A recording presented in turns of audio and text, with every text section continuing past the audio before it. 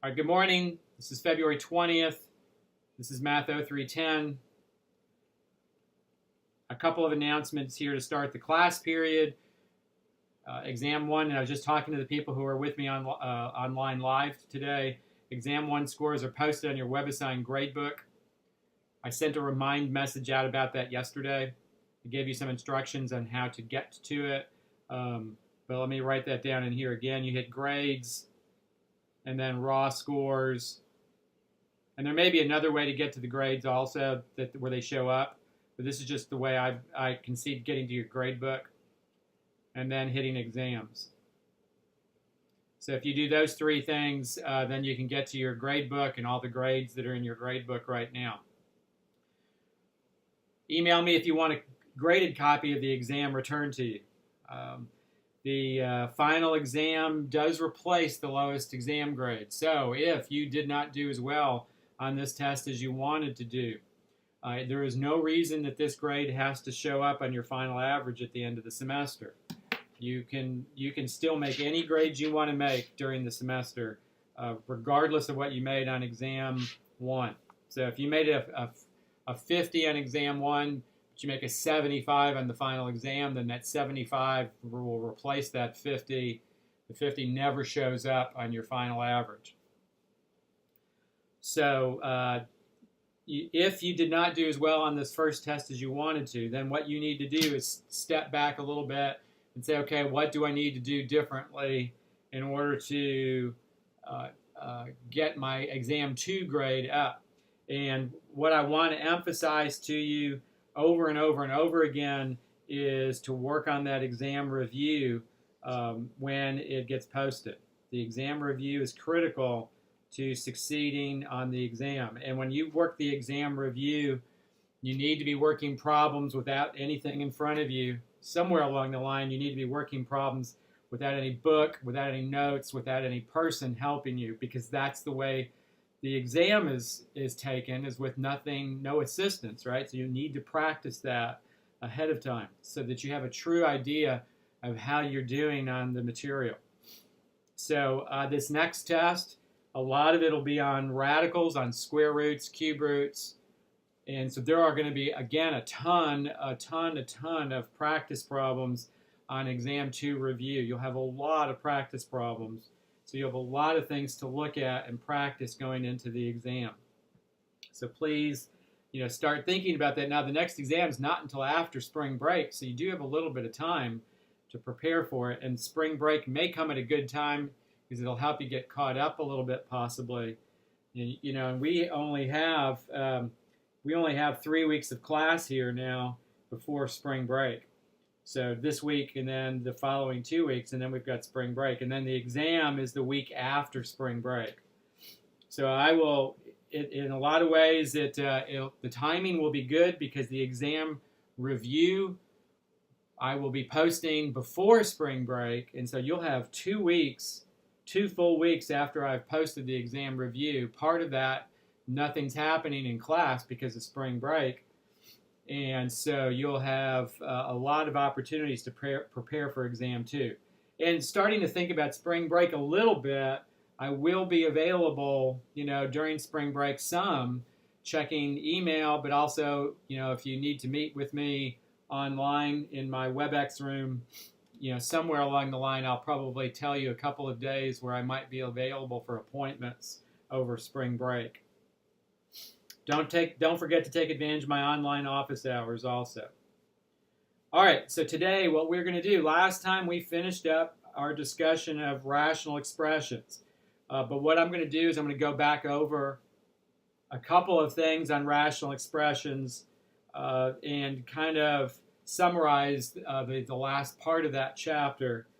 And then we will move on for the bulk of the rest of the class today and start talking about square roots and simplifying square roots and working with square roots. So it's going to kind of look really different after we go into that. All right, so rational expressions. I wanted to kind of give you a little bit of an overview of a lot of things that we've talked about with rational expressions here, because I think this would be a good way to summarize the chapter so that you can kind of see a lot of different things work together. All right, so let's see. So we talked about multiplication and division. So for example, and I'm taking problems out of the chapter review, out of chapter 8. So with rational expressions, we've talked about multiplication and division. So for example, a division problem. Some of you had confusion with this on the exam. Remember, with division, you do not need a least common denominator, right? You can divide or multiply any two rational expressions. It doesn't matter what their denominators are, right? And so you can always multiply or divide them. You do not need an LCD, right? So LCD not required. So make sure that you kind of get that into your head, definitely.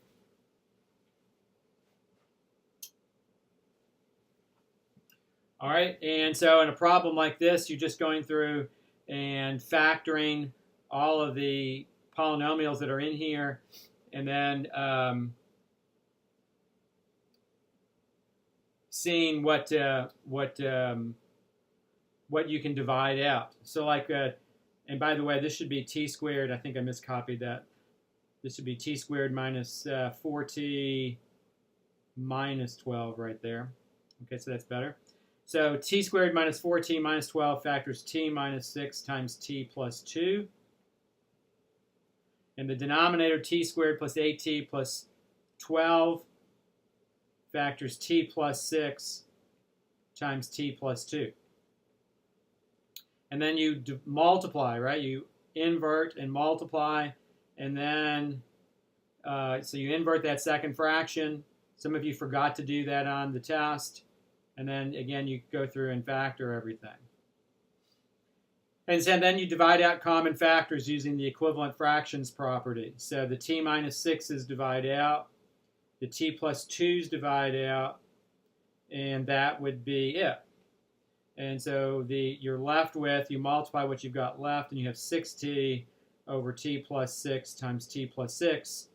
If you want to write that as t plus 6 squared, there's no problem with that. All right, so one thing with multiplication and division, no LCD required, right? One thing that we definitely needed to kind of go back over again. And then we moved on to addition and subtraction. So let's look at an addition-subtraction problem. So let's say we have, I'll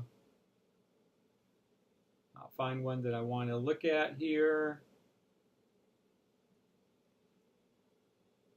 All right, so this is an addition problem. And this is 2x over x squared plus 10x plus 24 plus 3x over x squared plus 8x plus 16.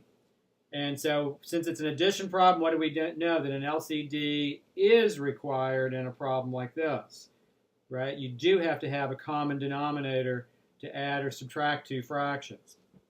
So you've got to factor everything.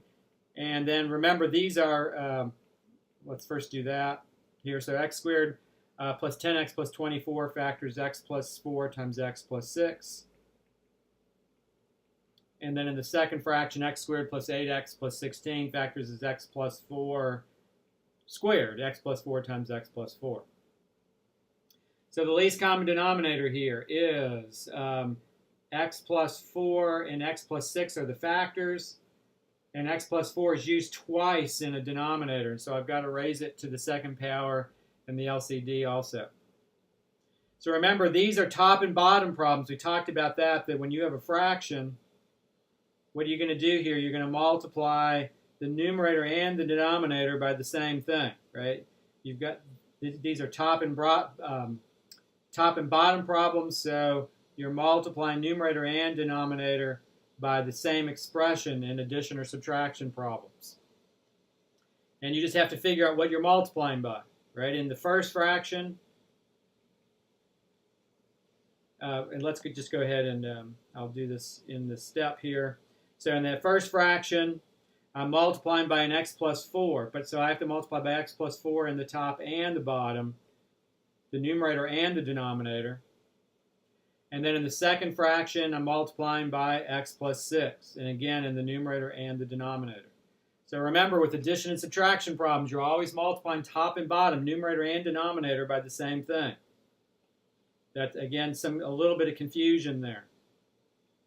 So in the first fraction, you have 2x squared plus 8x over x plus 4 squared times x plus 6, plus, and then in the second fraction, 3x times x plus 6. All sorts of problems with this on the test.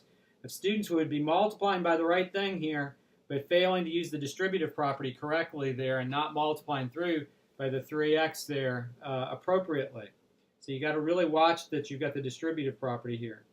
So that's 3x squared plus 18x. I'd get a lot of people telling me that was 3x squared plus 18, or just 3x squared plus 6, and fail to multiply the 3x by both of the terms using the distributive property. So watch that. And so now what do we have? The denominators are the same, so we can combine these fractions, right? The denominators never disappear here. You're not trying to get rid of the fractions. You can't, unless they divide out somewhere at the very end of the problem. All you can do is get a common denominator and add the two fractions together. And then I combine like terms in the numerator, which is 5x squared plus 26x. Now there is a common factor in the numerator, but it doesn't help you at all, and so that's the expression, right? We're finished. There's nothing else left to do there. All right, so what did you do? You took two fractions, found the least common denominator, multiplied top and bottom of both fractions by the same thing to change the way the fractions looked so that they had a common denominator, and then you added them together. Same with subtraction. Complex fractions is another thing we've talked about, simplifying complex fractions. So the problem I'm going to look at is 3 over a squared minus 1 over b all over 1 over a plus 1 over b squared. So remember here, this again is a top and bottom problem, right? It's just an expression.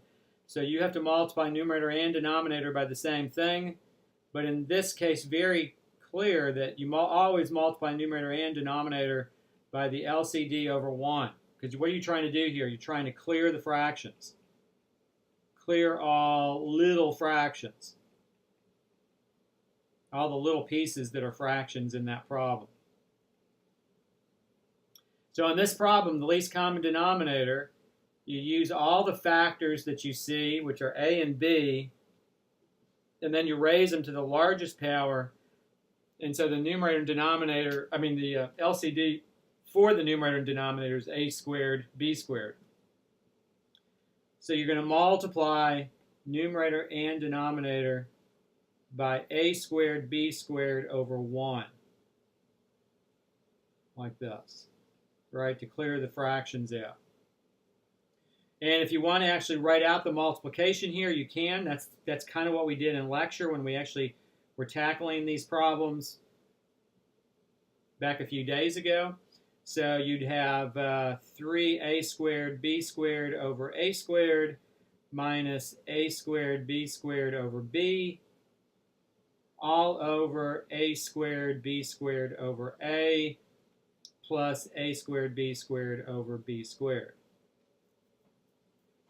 And then you go through and divide out and simplify each of those little fractions, right? Everything, all the fractions are going to divide out in here. Let's see, so the a's divide out. I'm left with an a and a 1 there. And then the b squares divide out there. So when I've divided everything out, I'm left with 3b squared minus a squared b divided by ab squared plus a squared. And we talked a lot about in class when we did this, the idea that you started with a complex fraction. You start with a fraction that has a bunch of little fractions in it. But you should end with a simple fraction, something that doesn't have any fractions in it. Now the numerator and the denominator do factor here, but I don't think there's anything that this is going to allow us to do. The only reason we would factor here at the end is if we could divide something out, but we really can't. So either one of those two answers at the end would be fine. All right, and then finally we finished with solving rational equations, right? So solving rational equations.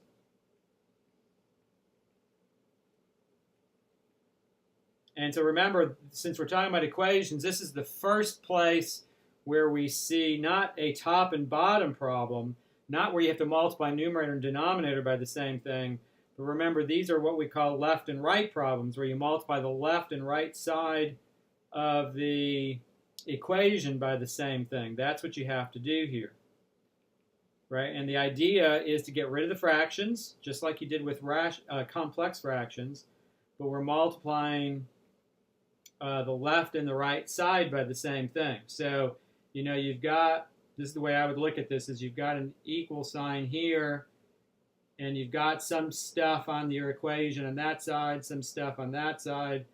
And what are you doing? You're multiplying both sides by the same thing over 1.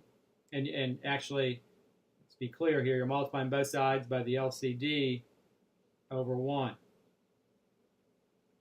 Right? Then you're trying to clear the fractions by multiplying LCD on both sides over 1. And so look, I want you to look at this, that here you have a single fraction, and what do you have to do? You have to multiply the top and the bottom by the same thing, right? And you've got, you know, you've got this fraction with stuff in the top and stuff in the bottom like that. But with an equation, right, an equation is really different. When you have that equal sign, you're not restricted by the equivalent fractions property. Instead, you're talking about the multiplication property of equality. In other words, you're multiplying both sides by the LCD over 1. So you really need to come out of this chapter making sure that you've got that kind of straight in your head, which direction you're going with a problem. You know, what kind of problem do you have? All right, so I factor everything here down here in this problem. And there's a little bit of factoring to do. And then the LCD is v minus 6 times v minus 3. So, you know, I'm going to multiply both sides of the equation by v minus 6 times v minus 3 over 1.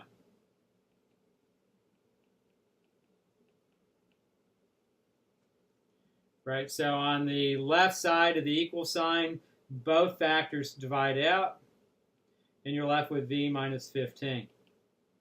And on the right side, you know, you're using the distributive property. And so in the first fraction, the v minus 3's divide out, and you're left with 4 times v minus 3. No, the v minus 3's divide out, so you're left with 4 times v minus 6. That's better. Plus, and then in the second fraction, the v minus 6's divide out, and you're left with 2 times v minus 3. This is a linear equation, right? When you multiply everything out, all you have are v to the first powers, right? There's no quadratic terms in there anywhere. So you solve this for v. This is a linear equation. Remember, it's either going to be linear or quadratic for the problems we look at. So you combine like terms, so you have 6v minus 30 on the right side of the equation. And then let's see, I'm going to subtract 6v from both sides. Subtract 6v, that gives me negative 5v. And I'm going to add 15 to both sides. And that gives me negative 15. So you have negative 5v equals negative 15. And then when you solve that equation, you get v is equal to 3. Now, one thing with equations, and we did not talk about this at the beginning of the problem here, but we did talk about this a lot during lecture.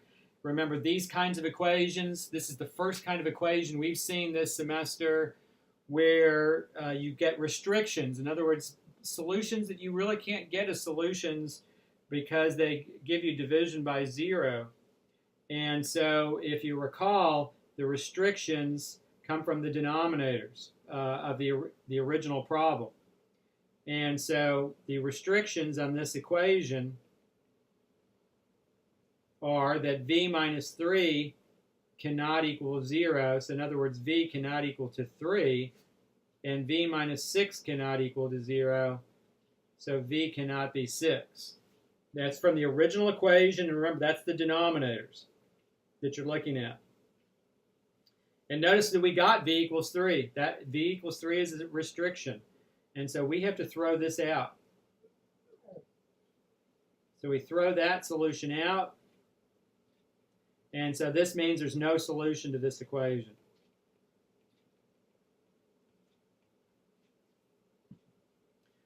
All right, so I wanted to definitely kind of go back over rational expressions, kind of a big picture thing, and look at some of the big ideas that we've talked about in this chapter. I know a lot of people have trouble with rational expressions, and so I kind of wanted to make sure that we spent one last time looking back at that chapter. So hopefully, you know, this kind of maybe gives you a good feel for the chapter as a whole. So, all right, and so you kind of have to close your eyes here for a second and you know, shake your head a little bit and say, okay, we're really going to move into some different material as we move into Chapter 9. Chapter 9 is all about roots, radicals, exponents. All right, all about roots, radicals, and exponents. And so one thing that might be good for some of you is that not a lot of factoring in Chapter 9, which will, you know, some of you may be happy about that because you don't particularly like factoring polynomials. There'll be a little bit in a few places, but mostly not so much. So now what we're going to do at the beginning of Chapter 9 is we are going to concentrate on square roots only. And then we will go to higher roots, cube roots, and fourth roots later in the chapter. But for now, we're just going to concentrate on dealing with expressions that involve square roots. This is critical to things that you do in college algebra. My college algebra students have had to deal with radical expressions relatively often so far this semester. And when we get to logarithms later in college algebra, again, exponents are going to come into play, and some with roots also, definitely. And so it comes up in several different places in college algebra. And so it's an important chapter to deal with as you're preparing to take college algebra, which I guess probably most of you are doing. So we are going to start off with square roots. All right, and so the square root, first of all, it's just a little bit of a definition here. The square root of x is defined to be equal to the positive number. This is sometimes called the principal square root. It's the positive number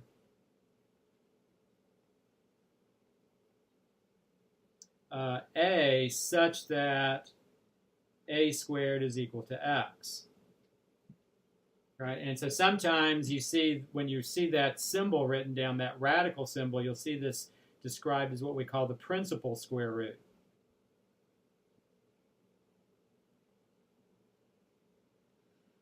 Because it's always equal to a positive number. This symbol is called a radical symbol.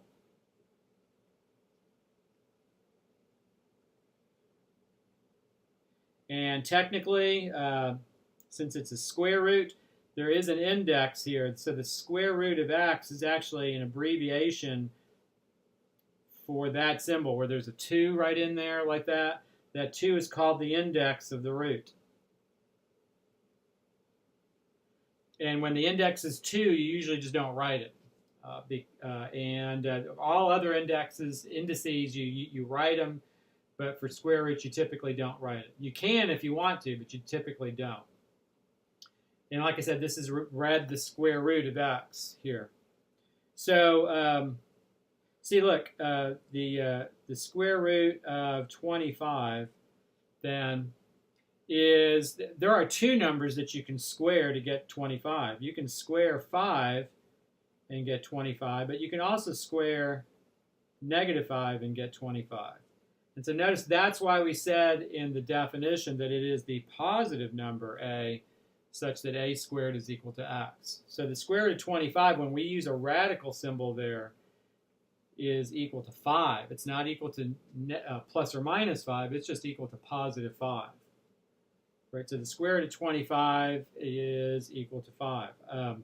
The square root of 81 then would be equal to 9, right? Because 9 is the positive number that you can square to get 81. The negative of the square root of 100. The negative sign has nothing to do with the radical, so the negative sign just comes along for the ride here. It has nothing to do with the problem at all. And so this is just saying take the opposite of the square root of 100. So the opposite of the square root of 100 would be the opposite of 10, so it's -10. Right? That negative sign just comes along for the ride here. Why is the square root of 100 equal to 10? Because obviously 10 squared is equal to 100. Now, we got a negative answer here, but the only reason we got a negative answer is because we had a negative sign in front of the radical. That was the only reason why that happened. All right, the square root of -4. Now, when you have a negative number underneath the square root, like this one is, the deal is there is no there is no real number. No real number has a square equal to -4, right? When you square a real number, you get a positive answer, always, when you square a real number. If you square a positive, you get a positive. If you square a negative, you get a positive. So the square root of -4, for now, what we're going to simply write is that this is not a real number, right? When you have the square root of a negative number there, you're just going to write that it's not a real number. Notice I'm not saying you can't do this. You can't evaluate the square root of -4. We just have to define a different set of numbers in order to be able to do this. And we will do this later in the chapter. So this will come back again for us later in the not just in the semester, but in this chapter. So be ready, get ready for that. We will be dealing with square roots of negative numbers. But for now, you see the square root of a negative number, you simply write not real. So the square root of -49, not real.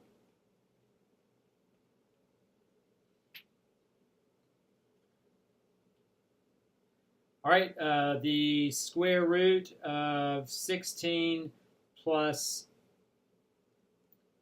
or let's say, I'm going to do a different one there. Let's say we have the square root of 25 plus 144. Now, when you have an addition or a subtraction problem underneath the square root, you cannot, this is not equal to 5 plus 12. Right? You can't just take the square root of each term separately like that. Square root of 25 I know is 5. Square root of 144 I know is 12. But you can't just take the square root of each of those terms separately because it's an addition problem. Instead, the only thing you can do here is add these together and get the square root of 169. And that happens to be a perfect square also. By the way, that doesn't always happen that you get a perfect square. But that's equal to 13. So, for example, the square root of 4 plus 9, well, the square root of 4 plus 9, again, is not equal to 2 plus 3, right? You can't take the square root of the 4 and the 9 separately. So you do add the two numbers together first, and you get the square root of 13. Now 13 is not a perfect square. It does have a square root. The square root of 13 is somewhere between 3 and 4, right? 3 squared is equal to 9, and 4 squared is equal to 16. So 3 is too small, and 4 is too big, right? So the square root of 13 for now is all we really care about is that it's some real number between 3 and 4. And that's all we're going to think about at this point for a square root like that one, okay? All right, now let's look a little bit now. And one other thing here. Now with multiplication, so if you have the square root of 4 times the square root of 9, this is different than the last problem, right? Now we're multiplying two square roots together, and that is something you can actually do with multiplication. So you could write that as the square root of 4 times 9, or the square root of 36, which is 6. And notice this problem you could have actually done two different ways. You could have just taken the square root of 4 to get 2, and the square root of 9 to get 3, and you got 6 that way. So multiplication and division with square roots is really, really, really, really different than with addition and subtraction. All right, so something to kind of be thinking about there. All right, so now let's look at variable quantities and radicals a little bit. So if we have, so let's see, variable quantities and square roots.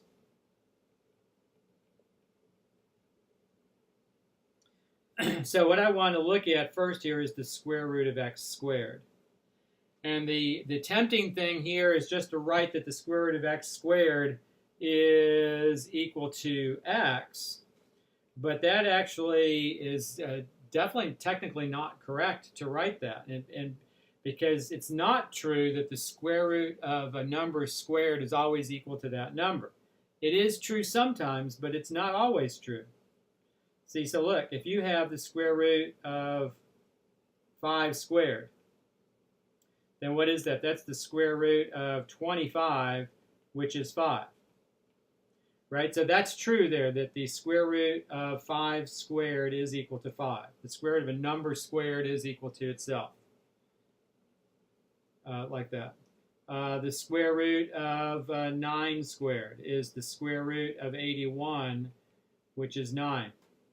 And so what do we have here? That the square root of 9 squared is equal to 9. So far it looks like it's true. But look at this one, the square root of negative 3 squared. Square root of negative 3 squared. Negative 3 squared is a positive number. It's not a negative number. So this is the square root of 9, which is 3. And so notice in this case, it is not true that the square root of some number squared is equal to that number. In this case, it's the opposite of that number. And if you had a negative 7 squared like this, that's underneath the square root. This is the square root of 49, which is equal to 7. And so what do you have here? That the square root of negative 7 squared is not equal to negative 7, but it's equal to positive 7. So when is it true that the square root of x squared is equal to x? If you look at that little list of problems right there, notice that it was true when the number was positive. It was true on this one and on this one, where the square root of a number squared was that number, whatever it was. But it was false on the other two, right? It was equal to the opposite of itself when the number is negative. So the square root of x squared is equal to x if x is greater than or equal to 0. And it's equal to the opposite of x if x is negative. So what we're going to do here is we're going to make an assumption that these variables represent positive numbers only. So we will make the assumption that variables under a radical represent positive numbers.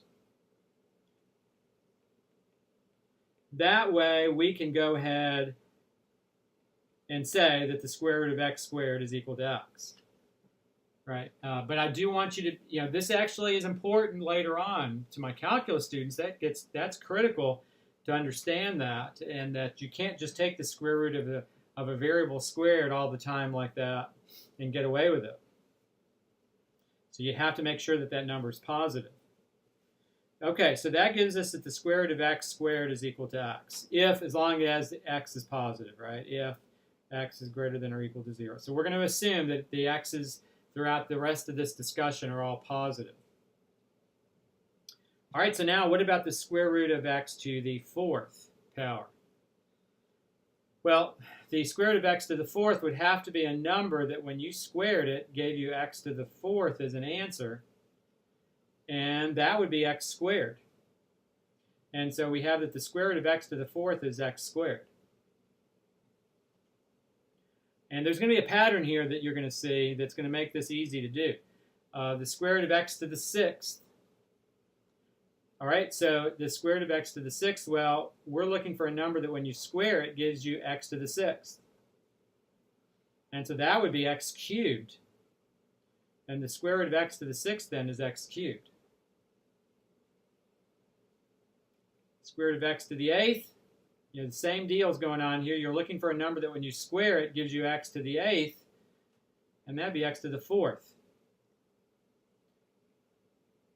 And so notice what you get here is when you take the square root of a power of x, a power of a variable here, it's really just half of what the original exponent was. Just divide the original exponent by 2.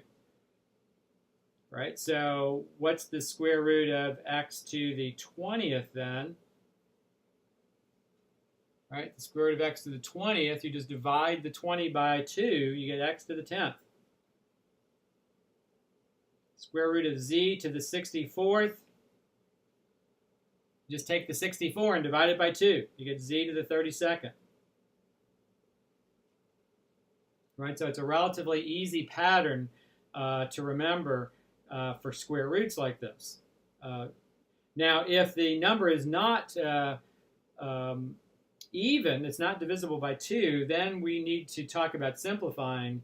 And so we're not quite ready to talk about the square root of x to the 5th yet. Things like that, right? Because you can't just divide by 2 and write it out as a simple expression. So the question here is, how do you simplify? How do you evaluate / simplify if the exponent's not divisible by 2?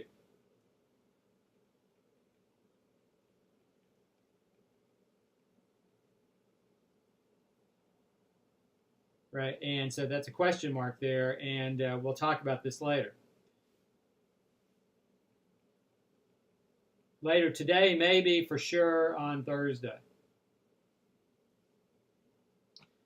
All right, so we're looking at a whole bunch of problems here. So let's see. Next problem I want to look at is the square root of 16 x to the 4th. So a little bit more complicated now, but really not too bad. All you're doing here is taking the square root of 16 and the square root of x to the 4th. Because it's a multiplication problem, that's okay to do. And so the square root of 16 is 4. And the square root of x to the 4th, we divide the exponent by 2, and you get 4x squared. So that's not too bad. If we have the square root of, let's say, 64, x to the 6th, y to the 8th. Now it looks like it might be really messy, but again, not a big deal here at all. Since it's all multiplication, this is okay to just take the square root of each of those factors separately. And so the square root of 64 is 8. The square root of x to the 6th, you divide the exponent by 2, so that's x to the third. And the square root of y to the 8th would be y to the 4th. And so you just get 8x cubed y to the 4th. That's not bad at all. All right, so now let's turn our attention to, see all the problems on this screen right here, all the problems on the previous screen, these were all perfect roots. And so now let's look at simplifying radicals, simplifying square roots in particular, that are not perfect squares.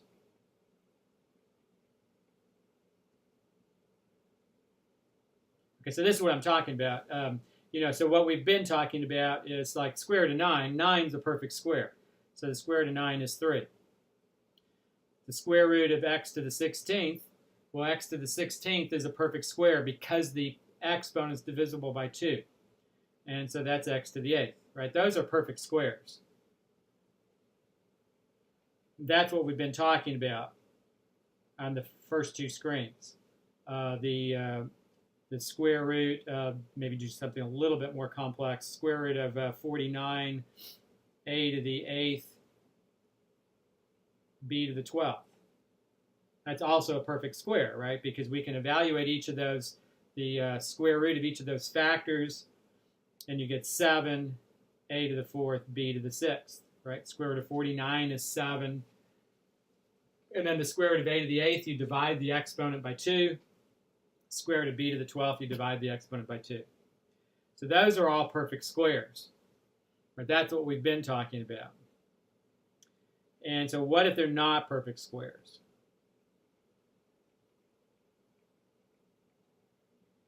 How can you simplify something like that? So like, for example, the square root of 20. Right? 20 is not a perfect square.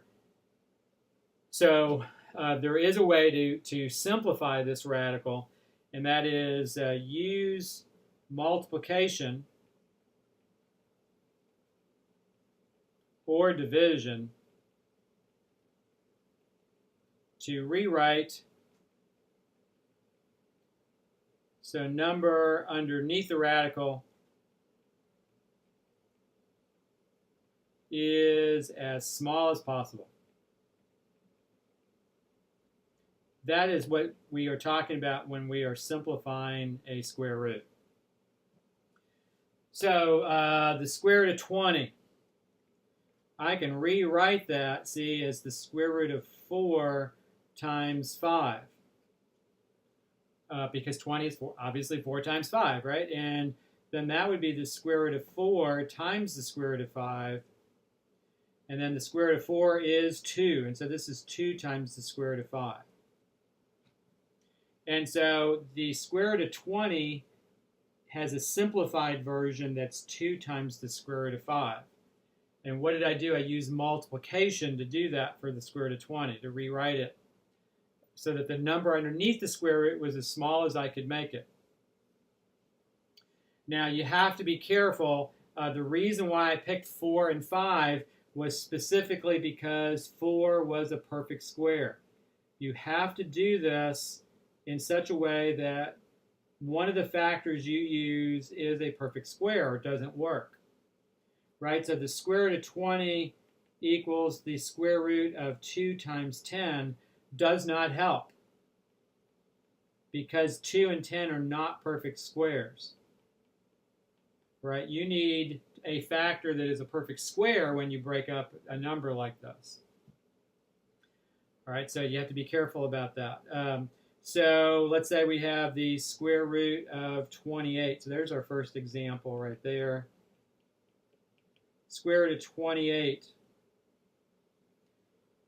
So 28, for those of you who are listening to me live, let me pick on you today. I haven't picked on you in a while. Square root of 28, how would I break up 28 to simplify it? Using multiplication.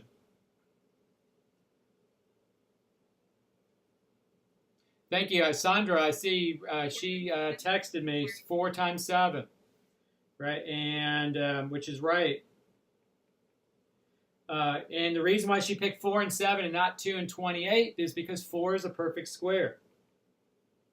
Right? So this is the square root of 4 times the square root of 7, or 2 times the square root of 7. So very good. The square root of 50. Somebody who's listening, how would I break up the square root of 50 to simplify it?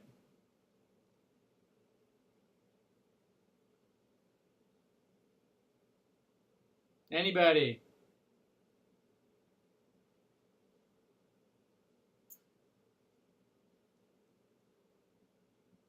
All right, Sandra, you again have got it. Square root of 25 times the square root of 2.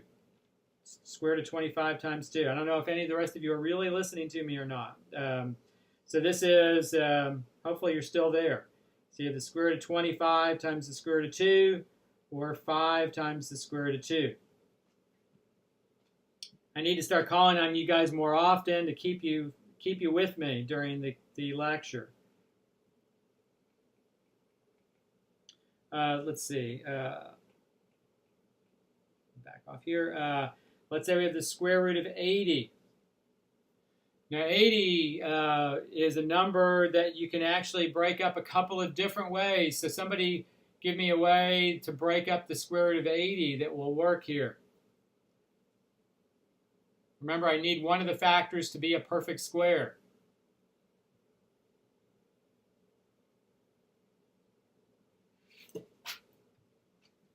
Times 20. Okay, so thank you, Taylor. 4 times 20. Now, and so that would be the square root of 4 times the square root of 20. Square root of 4 is a perfect square, so that's okay to break it up like that. So square root of 4 is 2, and so you have 2 times the square root of 20. But the deal here is if we used 4 and 20, not wrong to do that at all. The problem is what we're left with is not completely finished. It's not simplified yet because 20 breaks down again, because we saw that a few minutes ago. That was the first problem we looked at. Square root of 20 we break up as the square root of 4 times the square root of 5. And so you have 2 times 2 times the square root of 5, or 4 times the square root of 5. Right? You have to continue to simplify each radical, each square root, until it doesn't simplify anymore. Like square root of 5, there's no way to simplify it. The only factors of 5 are 5 and 1. Right? But 20 simplified again, so we had to break up the 20 again. Now, notice that there was a different way to do 80. Taylor suggested 4 and 20. Absolutely nothing wrong with that. It just took us 2 steps to simplify it. But there was another way we could have simplified 80 that would have only taken 1 step. How would I have broken up 80 so that it was just 1 step?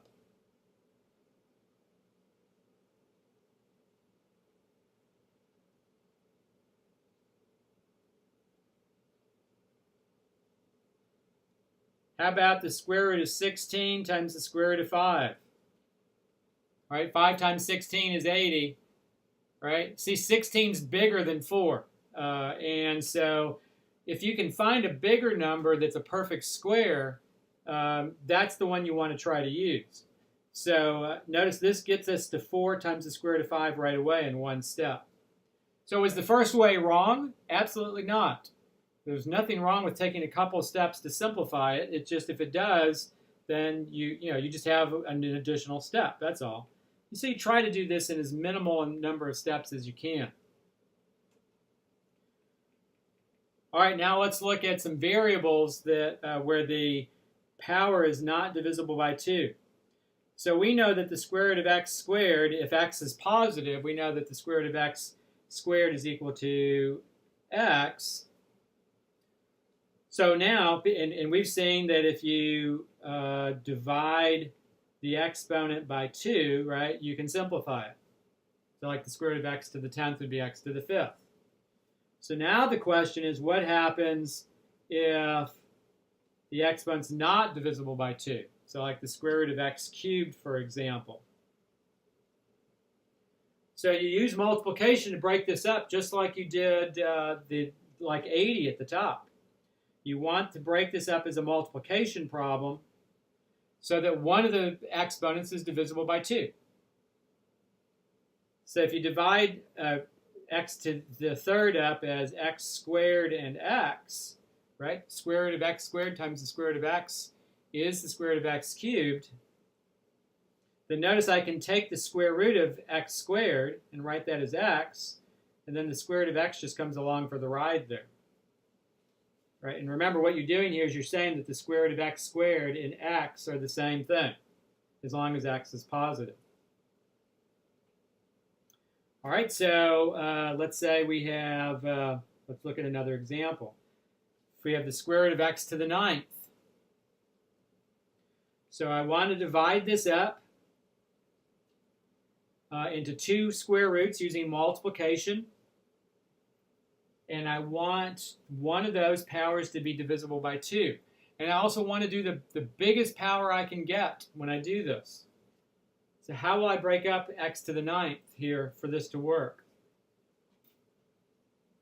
Anybody have any idea?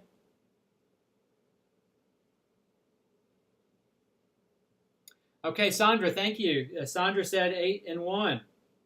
So x to the 8th and x to the 1st. And that x to the 8th is the biggest power I could get out of x to the 9th that is divisible by 2. That's right. And so this would end up being this, the square root of x to the 8th, which is x to the 4th, times the square root of x. Right? There's multiplication there. We just don't usually write the symbol. Okay, so the square root of y to the 15th. So what would be the biggest power I could get of y so that I could simplify this one? Anybody have an idea? Sandra, I think, has the idea. Anybody else have an idea here of how I'd break up y to the 15th?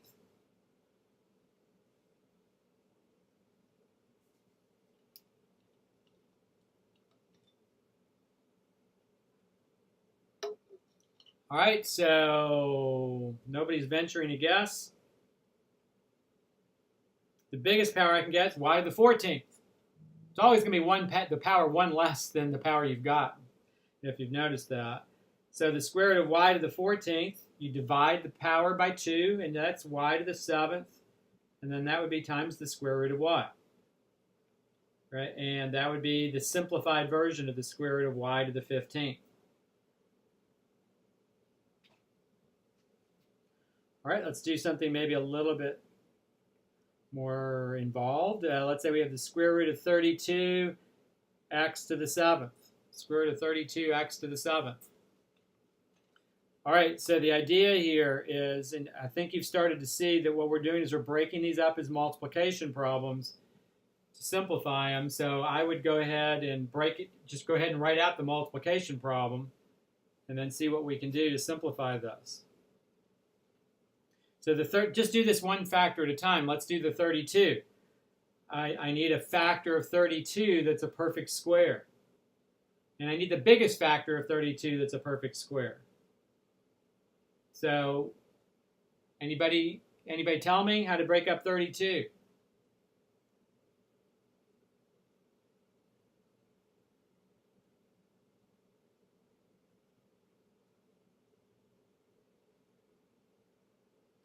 Okay, now Sandra suggested 4 and 8. Can I do better than 4 times 8? In other words, because 4 is a perfect square, that's right. But is there a factor of 32 that's a perfect square that's bigger than 4? That's right, Sandra? It's 16 and 2.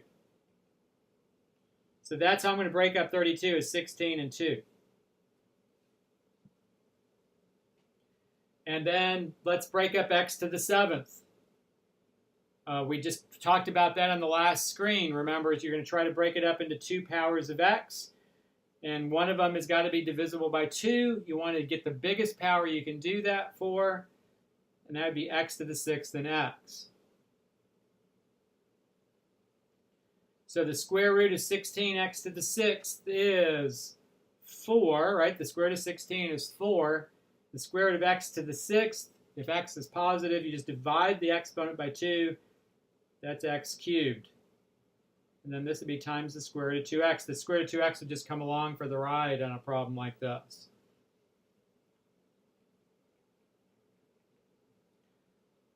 Okay, let's see. The square root of 125 a cubed b to the 4th. We get a little bit more involved here. And this is a big step up from what we started with when we started talking about square roots a few minutes ago. So I'm going to break this up as a multiplication problem. And then the 125, right, I want to break that up so that I have a factor that's a perfect square. That one might be a little bit more involved than some of the ones we talked about. That's 25 and 5. 25 times 5 is 125, and 25 is a perfect square.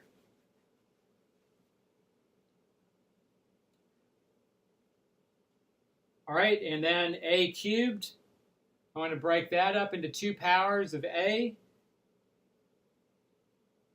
And so I put an a squared and an a. And then the b to the 4th, well, notice b to the 4th is already divisible by 2. The power is divisible by 2. So I put that one in the first radical. These are all the perfect squares. This is always how I'm going to do this, is I'm going to put the perfect squares in the first radical. And then the leftovers are in the second radical. So that's the 5 and the a. Right, so the square root of 25 is 5.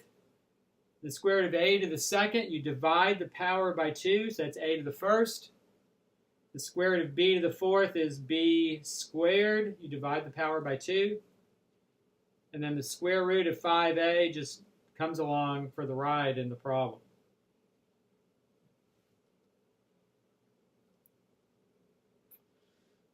All right, let's see. Let's look at some division problems here. So this is the square root of 75 over 12. Now, 75 and 12 are not perfect squares, but when you have a fraction, what you ought to do is first, at the very least, reduce the fraction and see if that will help in any way. So there is a common factor of 3, in fact, right? Because you can divide out of 3. And so this ends up simplifying as the square root of 25 over 4. And then division is just like multiplication, in that you can now separate this out as the square root of the numerator divided by the square root of the denominator. And so notice this works out really well. The square root of 25 is 5, and the square root of 4 is 2. So when you reduce this one, it ends up being something that you can easily deal with.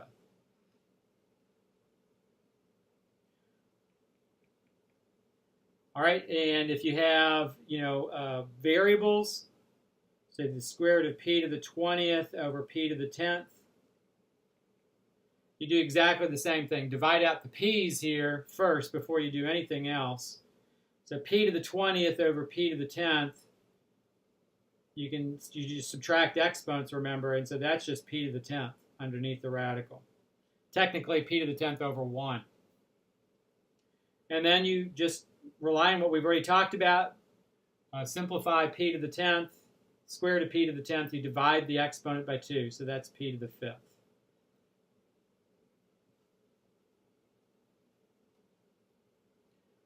All right, next problem I want to look at is the square root of 20, the square root of 20 over 81. Now this fraction does not reduce at all, does not simplify. And so then all I can do here is rewrite this as the square root of 20 over the square root of 81, and then simplify each one of those separately. So the square root of 81, that's a perfect square, so that's 9. And then the square root of 20, we've already talked about how to simplify that. You break it up as the square root of 4 times the square root of 5. And so that would be 2 times the square root of 5 divided by 9. And that would be the simplified version of the original radical.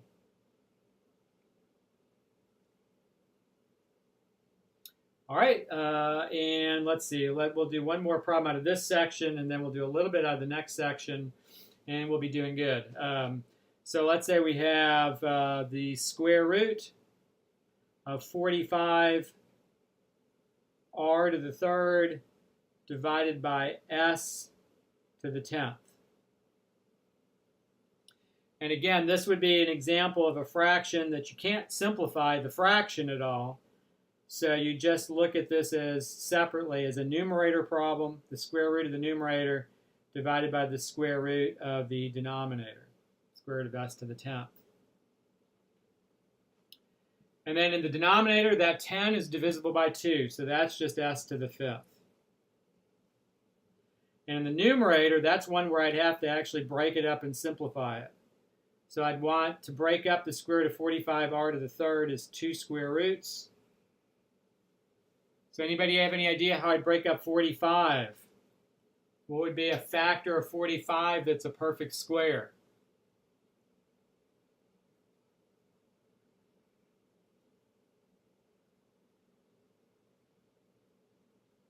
Anybody? 9 times 5. Thank you, Raina. Yes, absolutely. Woohoo! I got another person to answer. Very good.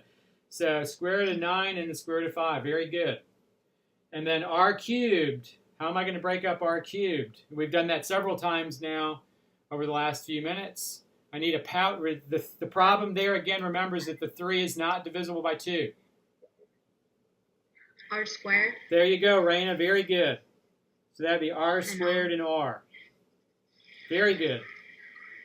And so the denominator, that's s to the 5th. That's an s. Man, my s's and my 5's do look a lot alike, don't they?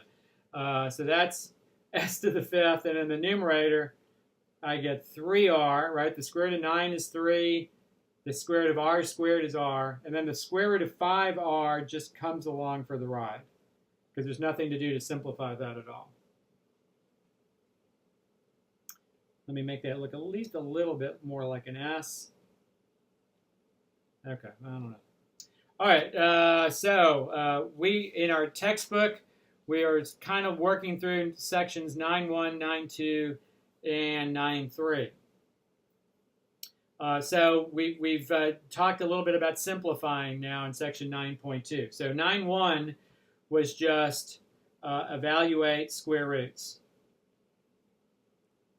Evaluate square roots. Everything was a perfect square in that section. And then in 9.2 was use multiplication and division to simplify square roots.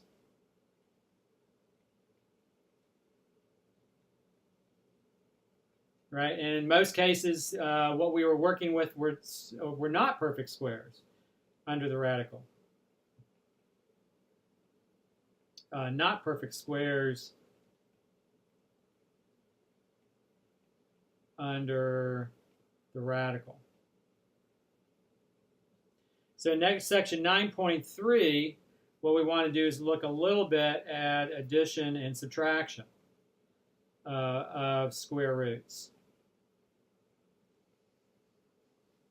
And so addition and subtraction are really, really, really super different than multiplication and division.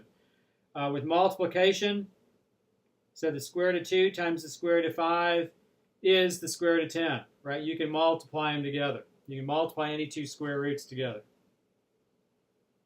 The square root of 15 divided by the square root of 5, you can divide them. That's the square root of 3.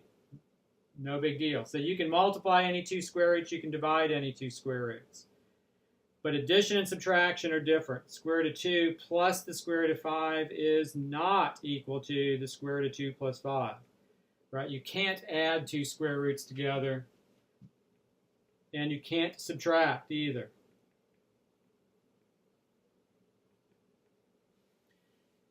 And so, you know, is there a time at all when you can use addition and subtraction and deal with radicals? And there's one specific time when you can, and that is if you have what are called like radicals. So let's see. in general, you cannot add or subtract any two square roots. Now notice I said in general, but there is one specific time you can. You can add or subtract if the square roots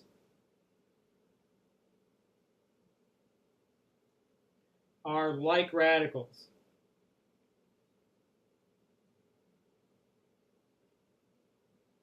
And so this is what we're talking about. Like radicals are radicals or square roots where the number underneath the square root is exactly the same. So like if I had 3 times the square root of 2 plus 5 times the square root of 2, that's an example of a like radical problem, right? And you can add those together by simply, just like you would like terms, you just add the coefficients of the radicals, the factors in front of each of the radicals. So that's just 8 times the square root of 2. Right, so that's a time when you can do this.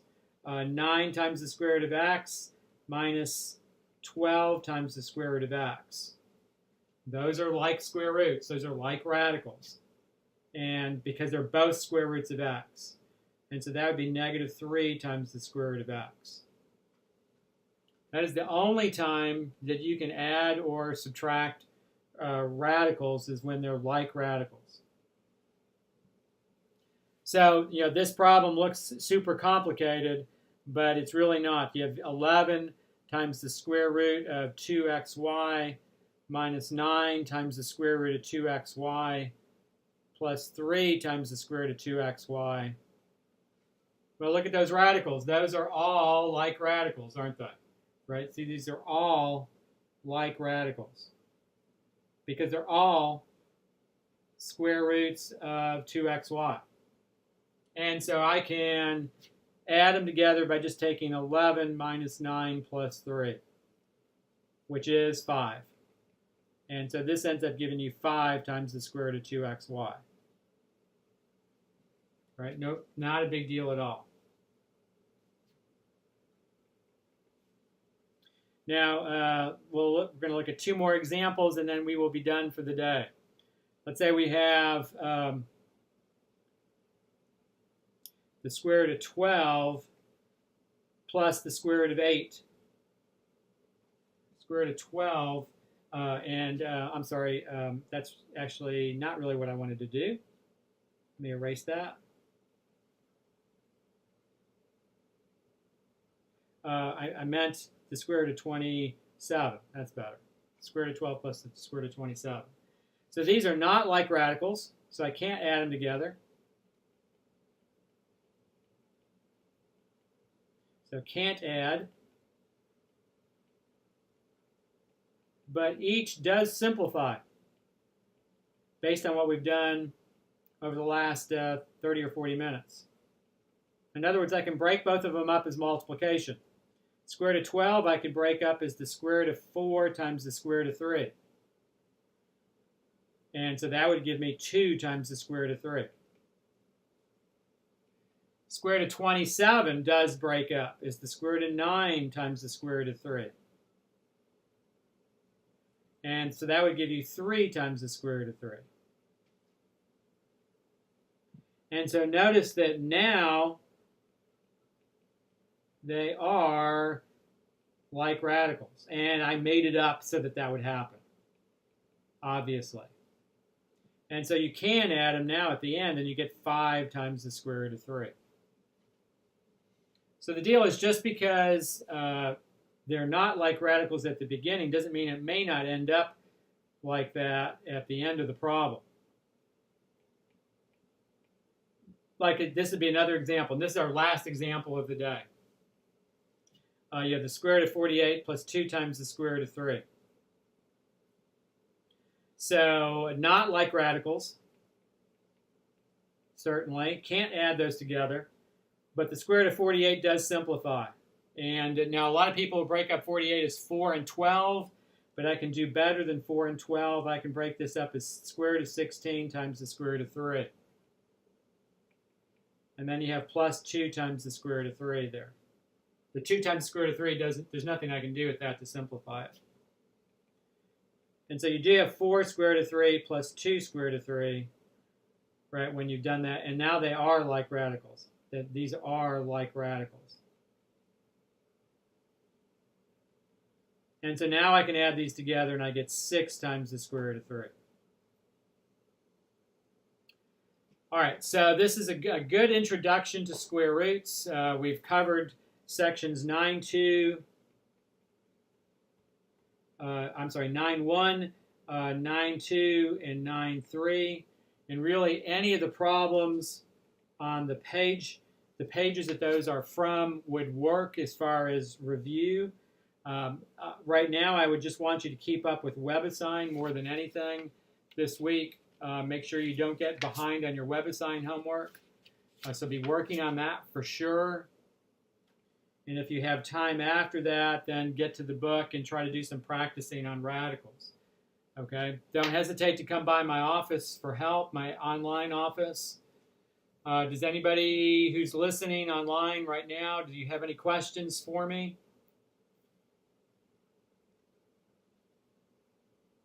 No, not right now. No questions. All right. Well, then you guys have a great day. Please don't hesitate